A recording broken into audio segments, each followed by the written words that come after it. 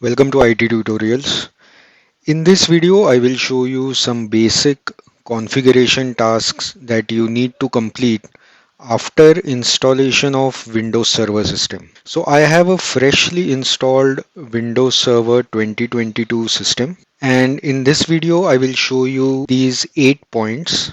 So the first thing you need to do is open Server Manager,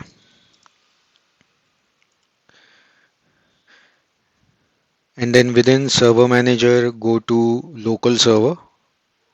And on local server page, we will see all the different options that we want to set.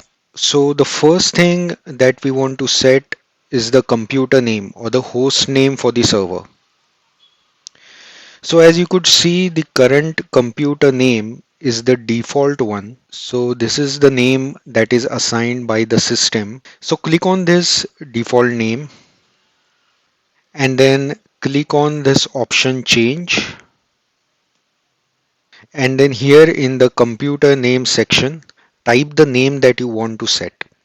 So I'll just set the name as WS1 because this is the first Windows server in my test environment. So I'll just say WS1 and then click OK. Now as soon as you click OK, it will ask you to restart your computer. So then again click OK and then click close. Now it will ask you whether you want to restart the computer right away or whether you want to restart it later. So I also want to do some more configuration tasks. So as of now, I will click on restart later. Now the second task is to set static IP address. So on Server Manager, you can see here the option as Ethernet. Under Ethernet, it says IPv4 address assigned by DHCP. That means by default, this server is getting IP address automatically. But generally, it's good to set a static IP address for the server. So click on this option and then it will take you to the network connections page. Here it shows us the network adapter that is currently connected to this server. So right click this network adapter and go to properties. And now here I am going to disable IPv6 and then double click IPv4.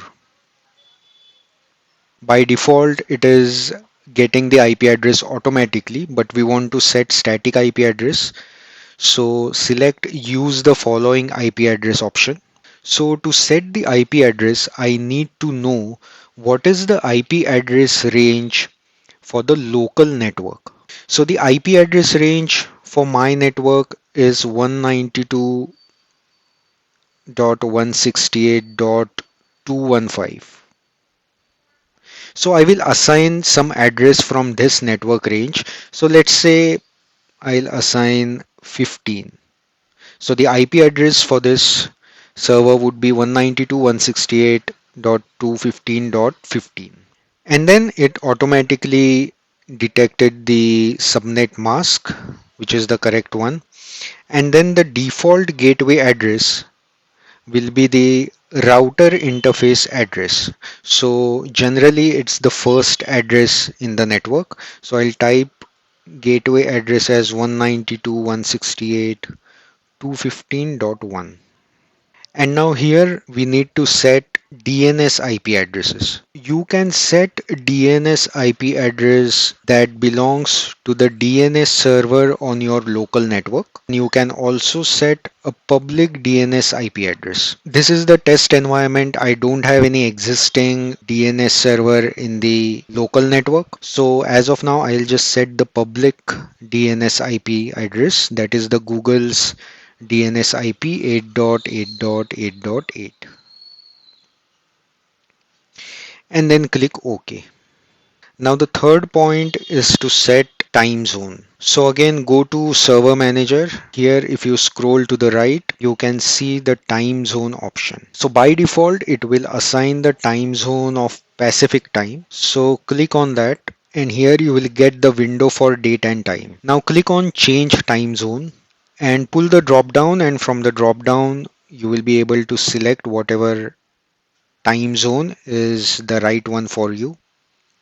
So for me, it's UTC plus 5:30. So I'll select that and then click OK. Then again click OK. Now the next point is to turn on Defender Firewall. So again on Server Manager, if you see here, you will see the option as Microsoft Defender Firewall. So click on it, and if you could see, it says firewall is on for all the three type of network profiles.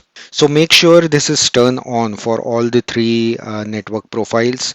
Then the next point is to turn on Defender real-time protection. So if you could see here, it says Microsoft Defender Antivirus. Real-time protection is on, so I'll just click on it and confirm if it's on. So make sure that this real-time protection option is turned on.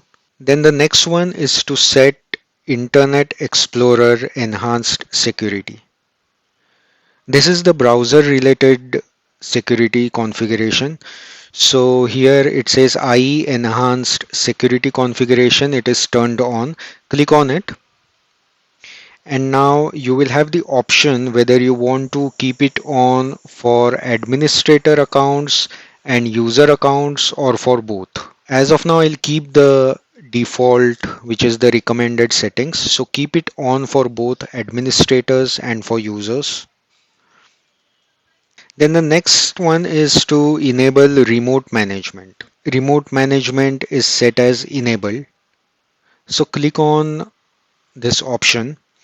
This option is generally required if you want to run PowerShell commands or any other tool that's going to remotely carry out any task on the server. So make sure this is enabled. Then the next one is to enable remote desktop, but this is the optional feature. If you see here, remote desktop is by default disabled.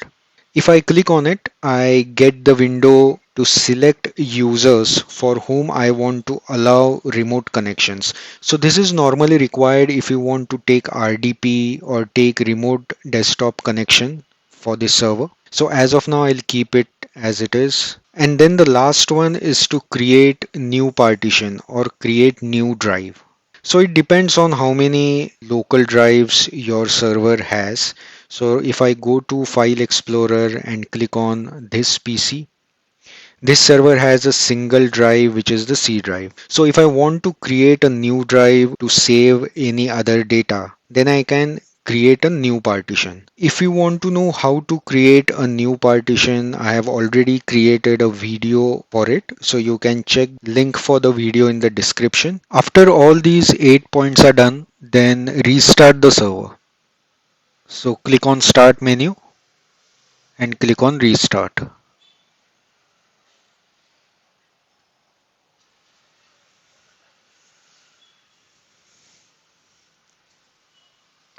After restart, again log into the server with your local admin account. And then server manager will open automatically. And then you can go to local server and verify if all the configurations that you had done are reflected or not. So these are the basic configuration tasks that you need to perform after completing the installation of Windows Server. Thank you.